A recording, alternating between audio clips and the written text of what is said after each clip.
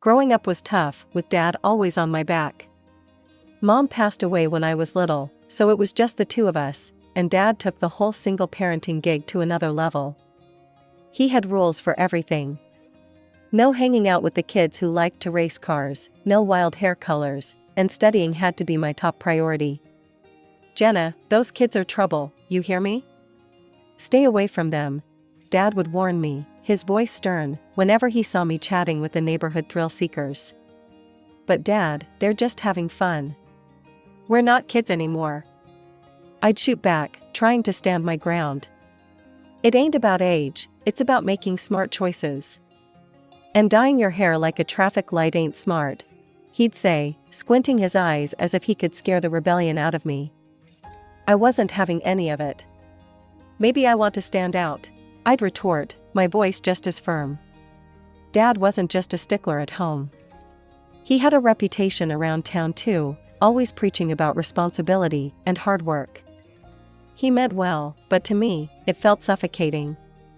Every time we clashed, which was often, I'd pack a bag and storm over to Aunt Marie's place. She was Dad's younger sister, lived a few blocks away, and was the exact opposite of him, easygoing and always with a smile. "Aunt Marie, why can't he just chill out? It's like he's stuck in some ancient times," I'd complain as soon as I dropped onto her couch.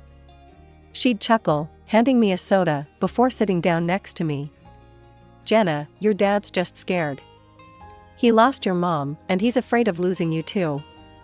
But he sees the world his way, black and white. But that's just it. I'm not him. I need some color in my life, you know?" I'd say, popping the can open. Marie would nod, her expression softening. "He does go overboard. But he's not wrong about everything. Give it time, you'll see some of his points." That was Aunt Marie, always trying to bridge the gap between Dad and me. But back then, I couldn't see it. All I knew was that I wanted out. So, as soon as high school was over, I grabbed my chance. Thanks to my grades, I landed a scholarship and went off to college, leaving my hometown, and Dad, behind. College was freedom. For the first time, I made my own decisions without anyone looming over me. I dyed my hair purple, stayed out late, and, yes, even got involved with a group that loved street racing. But I kept my head in the books. I wasn't about to waste the scholarship or the opportunities one had fought so hard for. After 4 years of hard work and a fair share of fun, I graduated with a degree in accounting and a job offer from a respected firm in the city. My boss, Mr. Thompson, was a tough guy but fair, much like Dad and his expectations, but without the personal judgment. When I met Mike, it felt like hitting the jackpot. It was at a casual hangout with some friends from work. He was there with a buddy who knew one of my colleagues. Mike had that easy charm, a quick smile, and an infectious laugh that pulled you right in. We got talking, and it turned out we had a ton in common, both mad about classic rock, both foodies, and both into old movies. "Ever seen Casablanca?" he asked, eyes lighting up as he took a sip of his beer. "Are you kidding? Here's looking at you, kid is my go-to toast." I laughed, thrilled to meet someone who shared my quirky interests. We hit it off immediately, and before long, we were inseparable. Dating Mike was a whirlwind of dinner dates, movie nights, and lazy weekends just lounging around. 6 months later, we were married. It felt right, like everything was falling into place. The first year was bliss. We talked about everything, made decisions together, shared our dreams and our bank accounts. I felt like I finally had the partnership I craved, equal, open, just perfect. But then, things started to change. It began subtly. One night, as I was getting ready to meet some friends for drinks after work, Mike frowned. "You're going out again? You know, you've been kinda busy lately," he said, his tone more accusing than curious. "Just catching up with the gang. It's been ages." I replied, trying to keep the mood light.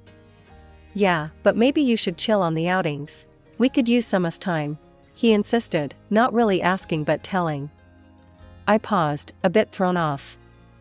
"Sure, we can plan something for the weekend?" It didn't stop there. Mike's suggestions became rules.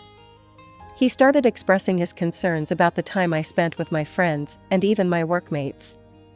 Then came the big ask. One evening, Mike was going through our finances, a spreadsheet open on his laptop, his brow furrowed in concentration. "Babe, I've been thinking," he started, not looking up from the screen. "It would make more sense if I managed our finances. Just hand over your account details." I hesitated, surprised. "What? Why? I've been handling my finances since forever. It's just easier this way. I can keep track of our spending and savings. Plus, it's what a husband does, right?" he said, finally looking up at me with a smile that didn't quite reach his eyes. I felt a chill, but nodded, unsure. "Okay, if you think it's best." From then on, Mike took control. He decided where we went, what we did on weekends, and how we spent our money. If I suggested something different, he'd shoot it down. "No, that's not a good idea," he'd dismiss without discussion. As months passed, I found myself fading into the background of my own life. My friends stopped calling so much, knowing I'd likely say no. My world shrank to what Mike approved, and the vibrant, independent woman I once was began to disappear. I didn't even recognize myself anymore. Living near Mike and his parents seemed ideal at first, like having a close-knit family just next door. But reality bit hard and fast. His mom, Nancy, was a sweet talker with a controlling twist, and his dad, Frank, was just as invasive, treating our place like it was his own. One chilly evening, I was just getting home from a long day at work, my mind on the 1,000 things I still had to do, when Nancy called. Her voice was sugary sweet at first. "Jenna, darling, have you started dinner yet? Mike must be starving after his hard day," she cooed over the phone. "Actually, Nancy, I just walked in. Dinner's gonna be a bit late tonight," I replied, trying not to let my frustration show. Her tone flipped cold as ice. "Well, I hope Mike doesn't have to wait too long. A man needs his dinner on time, you know." It wasn't just the dinner comments. Nancy believed Mike should be pampered because his job was supposedly more demanding, despite us both working full-time. Her idea of fairness was skewed wildly in her son's favor. I was expected to handle everything else, cooking, cleaning, and then some. It didn't stop at our home either. Nancy had me over at their place regularly, pushing a broom or a mop into my hands the moment I stepped through the door. And Frank? He was no better. Weekends were his domain apparently. He'd show up at our house first thing Saturday morning, remote in hand, ready to take over the living room. The TV volume cranked so high it made the windows rattle. He'd settle in like a king. "Jenna, where's the beer? I thought you'd have stocked up for the weekend," Frank would bellow from his makeshift throne. "It's in the fridge, Frank," I'd call out, trying to hide my annoyance. Frank would grumble something under his breath about kids these days as he raided the refrigerator, leaving a trail of crumbs and empty bottles in his wake. Mike never said a word against it, always shrugging off my complaints. It was exhausting. Between my job, keeping our home, and catering to the whims of my in-laws, I was stretched thin. I began to lose pieces of myself, my time, and my sanity to their endless demands. Things at work took a sharp turn when my company decided to absorb a smaller firm. The accounting department there was a mess, a tangled web of inaccuracies and outdated systems. It fell on me to sort it all out, which meant long hours and even more stress. Coming home late became the norm rather than the exception. One particularly grueling evening, I got home to find Mike lounging on the sofa, flipping through channels, the dinner table untouched and empty. "Where's dinner? You know I get hungry after work," he complained without even looking my way. I dropped my bag, my patience worn thin. "Mike, you know what's been going on at work. You were here first, why couldn't you have made something?" He laughed, a harsh, mocking sound that filled the room. "Me, cook dinner? That's women's work, Jenna. I'm not about to start playing house husband." I felt a surge of anger. We agreed, before we got married, there'd be no men's or women's jobs. We're supposed to be in this together. I shot back, my voice rising. Mike's face darkened, and he stood up abruptly. "I don't have time for this nonsense," he snapped, grabbing his keys off the counter.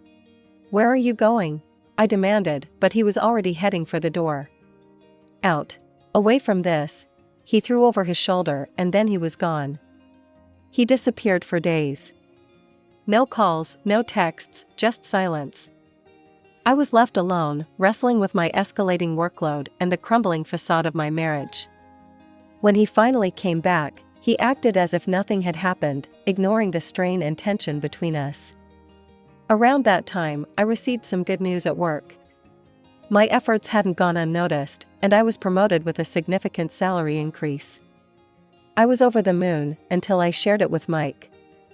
"That's great, babe," he said, a too quick smile flashing across his face. "Guess what? I'll quit in a week. No point in working now that you're making enough for both of us." I stared at him, stunned. "What? Mike, we need to discuss this together?" He shrugged, completely unconcerned. "You're making plenty. I can finally relax a bit." The next day, I went to work early, the weight of my thoughts heavier than ever. I stayed late again, my mind buzzing with figures and files, but also with a growing resolve. When I finally got home, Mike was waiting, his expression sour. "You're late again. Where's dinner?" he started in immediately. I took a deep breath, my decision clear in my mind. "Mike, we need to talk. This isn't working. I can't be the only one trying here." He scoffed, crossing his arms. "So what are you saying? You want a medal for working hard? Come off it, Jenna." "No, I want a partner. Someone who stands with me, not on me," I said, my voice steady despite the storm inside. Mike looked at me, really looked, and for a moment, I thought I saw a flicker of understanding. But then it was gone, replaced by the stubborn set of his jaw. "If you can't handle this, maybe you shouldn't have taken that promotion," he retorted coldly. Then he grabbed his jacket and slammed the door behind him. 9 months had slipped by, months where I found myself trapped in a life I never envisioned. Mike never went back to work. Instead, he filled his days meeting with friends and often stumbled home late, reeking of booze. Each time I dared to question him, he'd explode in anger, retreating to the sanctity of his parents' home where he was still treated like a child rather than a grown man. "You're being too hard on him, Jenna. You should be supporting your husband, not tearing him down." Nancy, his mother, would screech over the phone whenever he ran off to them. "I'm supporting the whole family, Nancy. What more do you want from me?" I'd shoot back, my patience worn to nothing. It wasn't just supporting Mike, his parents had grown dependent on me too. Small amounts of money were frequently requested, money for groceries, money for bills. It seemed their hands were always outstretched, waiting for me to fill them. Her only response was to hang up, leaving me fuming and helpless. One day, amidst this ongoing storm, I received a call that shattered the uneasy calm. Aunt Marie's voice was soft but strained as she relayed the news of Dad's passing. My world stopped. The last time we spoke, we had argued, silly things, youthful pride clashing with his rigid ways. I never got the chance to make peace. "Can you come with me to the funeral?" I asked Mike, a desperate plea for some semblance of support. He barely glanced up from the TV. "Nah, I can't handle funerals. You go handle it," he muttered, dismissing my need with a wave of his hand. So, I went alone. The funeral was a blur, faces of family and friends I hadn't seen in years, all mourning the man who raised me alone. But it was after, while sitting in Dad's lawyer's office, that reality hit hard. Dad had left me everything, his house and savings, a total of $250,000. Tears streamed down my face as I realized, despite our differences, Dad had been preparing me for a future, perhaps knowing I'd need a way out someday. That night, in the quiet of my childhood home, I thumbed through old photo albums. Pictures of me in rebellious outfits, with bright hair and brighter smiles, all screamed of a girl who dreamed of freedom. I had traded those dreams for security, only to end up more caged than ever. As dawn broke, clarity came with it. It was time for a change, a big one. The money and the house, it wasn't just an inheritance, it was my ticket to a new life, a chance to rediscover the fierce girl who once believed she could conquer the world. I need to do this, not just for me, but for the woman Dad believed I could be, I whispered to myself, a vow in the still morning air. When I walked through the door of what used to be our shared home, the air was thick with expectation. Mike and his parents were already waiting, like vultures perched for the kill. Their eyes lit up with a mix of greed and curiosity as they spotted me. "So, Jenna, how much did old Hal leave you?" Mike asked, his voice dripping with feigned concern. I hesitated, clutching the documents a little tighter. Before I could reply, Mike snatched the papers right from my hands. As he scanned the figures, a triumphant grin spread across his face. $250,000, he exclaimed, turning to his parents, who immediately began to buzz with excitement. His mother, Nancy, clapped her hands together. "Oh, that will cover a lovely vacation for us all. How about Italy? Or maybe a cruise?" Frank was already nodding in agreement. "And we need new furniture. Something nice, something grand," he chimed in. Mike, not to be outdone in the dreaming, banged his fist on the table. "It's settled then. I'm getting a new car. It's about time I rode in style." I stood there, stunned into silence for a moment, as they carried on, planning as if I wasn't even in the room. Gathering my courage, I finally spoke up. "Listen up, all of you. This is my inheritance, not yours. I decide how it's spent, not you," I said, my voice firm, louder than I felt. Mike whirled on me, his face twisted in anger. "You think you're in charge here? Keep talking like that, and I'll divorce you so fast it'll make your head spin."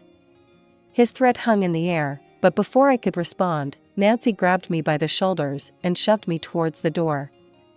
"Think about how you're acting, Jenna. You're too arrogant. Maybe a night outside will cool you off," she hissed, her voice venomous.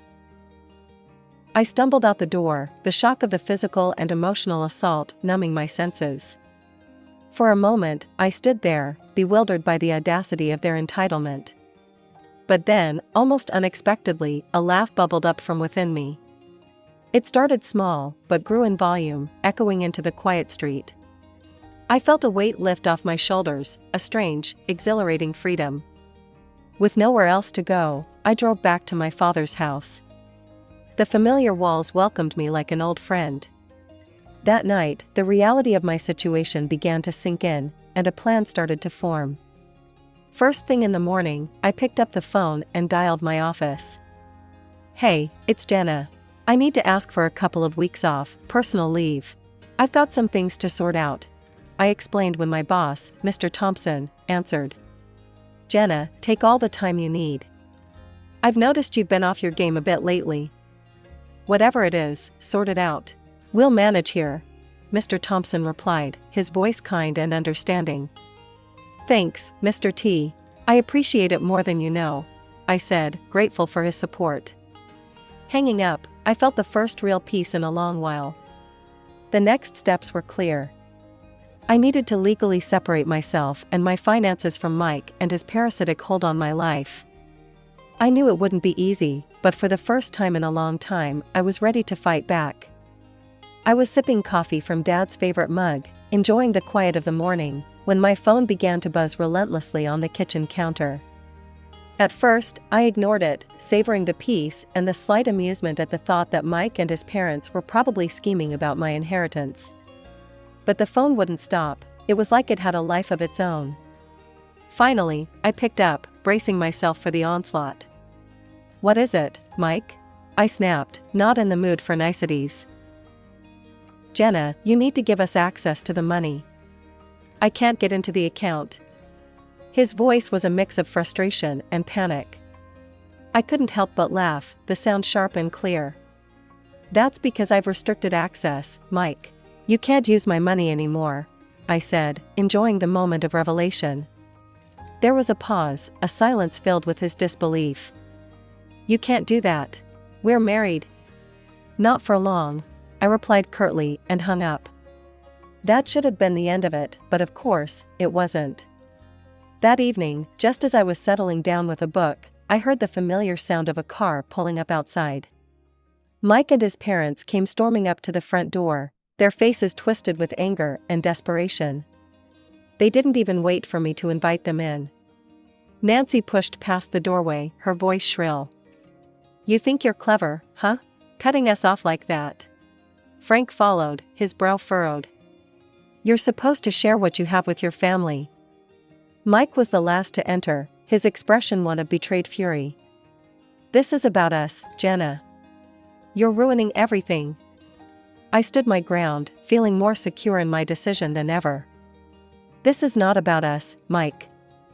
This never was. It's always been about what you could get from me."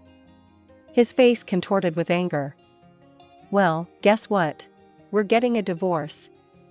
That's when I handed him the divorce papers, neatly prepared and waiting for this moment. The surprise on his face was almost comical. "What's this?" "Your freedom," I said dryly. "Sign them and you're free to leave." He scanned the documents quickly, a greedy spark lighting up his eyes as he signed. "Fine. But remember, I get half, $125,000. That'll adjust our plans, but it's something." Nancy muttered under her breath. "Should have been the full $250,000. Getting a piece of wool from a black sheep, aren't we?" I couldn't hold back a laugh. "Actually, you're getting nothing. Inheritance isn't divided in a divorce here. Not a cent of that money is yours." The color drained from their faces. Mike's hands shook as he realized the magnitude of his mistake. "But we've already spent anticipating that money. We went on vacation, bought things on credit." His voice faded as the reality of their financial blunder hit him. Nancy's eyes were wide with fear, and Frank looked like he was about to collapse. "This isn't my problem. You made your choices," I said, my voice cold but steady. "Now, if you don't leave, I'll call the police." The threat was enough. They stumbled out, a mix of shock and anger marking their defeat. As the door closed behind them, a profound sense of relief washed over me. They were out of my life, finally and completely. Selling Dad's house was tough, like closing the final chapter of my old life. I felt every pang of regret as I handed over the keys, but I knew it was the right move. With that money, I bought a new place right next to my work, a cozy little house that was all mine, no strings attached. At work, things were looking up too. Mr. Thompson had been watching my progress closely, and one afternoon, he called me into his office. The sun streamed through the blinds, casting lines across his face as he looked up from his papers. "Jenna, you've been pulling in some impressive numbers, and your leadership hasn't gone unnoticed," he started, his tone serious but warm. I stood there, hands clasped in front of me, waiting. "I want to offer you the position of deputy director. You've earned it," he said, his eyes steady on mine. "Thank you, Mr. T. I won't let you down," I replied, a mix of pride and excitement swelling in my chest. It felt good, really good, to be recognized for my hard work and not just seen as a bank account or a maid. Meanwhile, Mike and his parents' situation had taken a nosedive. They were buried in debt after their reckless spending spree, hiding from creditors who weren't too pleased about unpaid bills. They had to sell their house, but even that wasn't enough to cover their debts. Last I heard, they were cramped in a small rented apartment, all of them working odd jobs, just to make ends meet. One evening, my phone rang, and Mike's name flashed on the screen. Curiosity got the better of me, and I answered.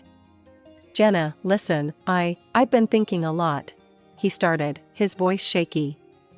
"I made a mistake. A big one. I want to make things right. Maybe start over?" I couldn't help but laugh, not a joyful laugh, but one tinged with disbelief. "Start over? Mike, do you even hear yourself?" I know it sounds crazy, but I've changed, Jenna," he insisted, desperation clear in his voice. "Changed? Mike, you only call when you're out of money or options. You don't need a restart. You need a reality check," I shot back, my patience thin. And with that, I hung up. I realized then that I was truly free, not just from Mike, but from the hold his family had on me, from the life I was forced into. Now, I really understand what Dad tried to teach me all those years. He knew the value of standing on your own, of making tough decisions for the sake of your future. I only wish I could tell him he was right, share a moment of reconciliation.